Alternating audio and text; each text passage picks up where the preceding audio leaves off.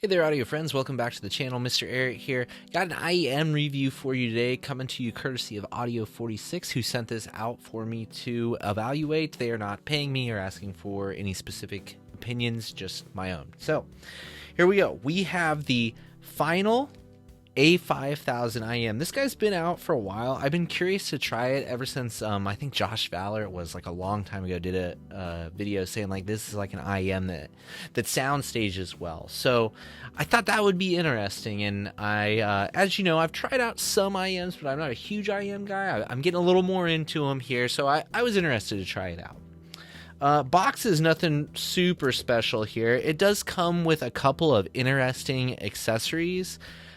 You've got different sets of tips. There's a couple different styles and sizes that it comes with. I like final tips. They're pretty nice. You got a couple of little ear hook things that I didn't bother using because not really into that.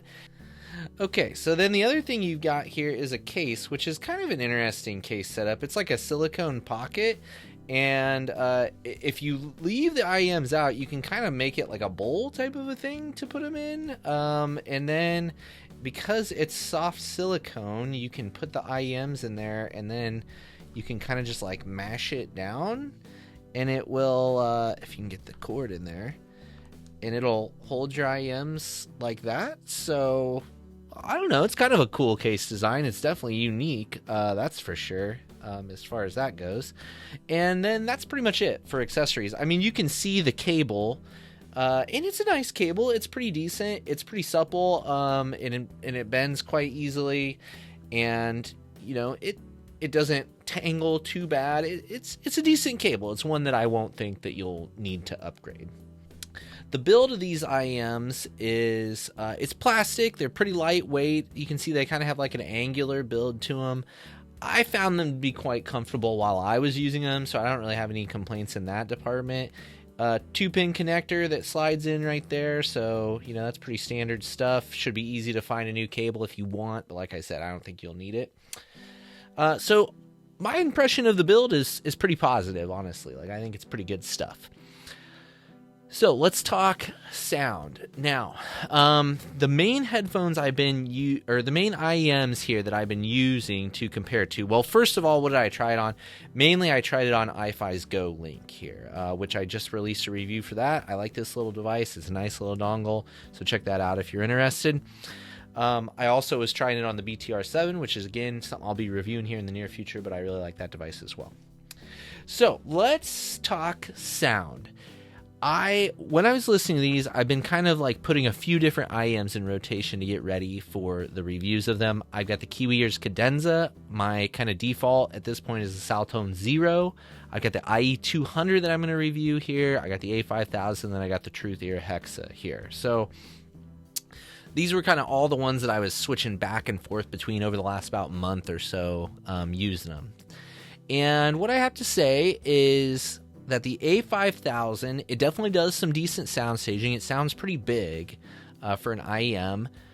I thought they were pretty detailed for their price, which is, you know, around like $125 or $140 or so. I found them to be reasonably easy to listen to. I thought the tuning was pretty good. It's a V-shaped tuning for sure. It's got a touch too much energy in the upper mids, in my opinion. So kind of right on that border between mids and treble, I felt like they could come on a little strong. Definitely, I feel like there's a bass boost going on here. So again, I would say like V-shape type stuff going on here. I thought that they had good bass thump without it being too big or too uncontrolled or bleeding into anything else. I felt like the mid-range came off just a tad sharp for me, but maybe had like a little bit more detail than something like the Cadenza does. I actually said that I thought that these had pretty exceptional clarity and separation for their price. There's a lot of top-end clarity, a lot. It can be harsh depending on the track, though, is the thing. Like, it comes, like, a lot of detail comes in, and most of the time it's fine, but there are some tracks that would grate on me a little bit while I was listening to these guys. So ultimately, big soundstage, good imaging, good separation, lots of clarity, decent amount of bass. that doesn't bleed into things, and then, you know, a lot of energy in that upper end, which gives you the detail but can come off a bit sharp and maybe a bit too much on some tracks.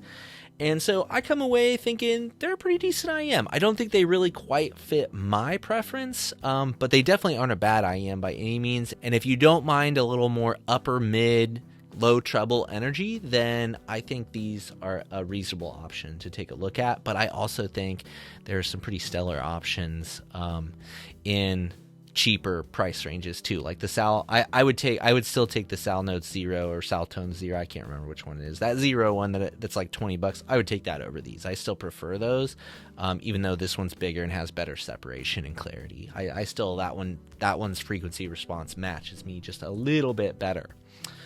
And I think we'll wrap that up for this guy. So thanks to Audio46 for sending this out. Thank you for watching. Stay tuned if you are interested in me reviewing the Hexa or the Cadenza or the IE200s, because those will be coming up in the near future. Thanks again. Hopefully I'll see you in the next one.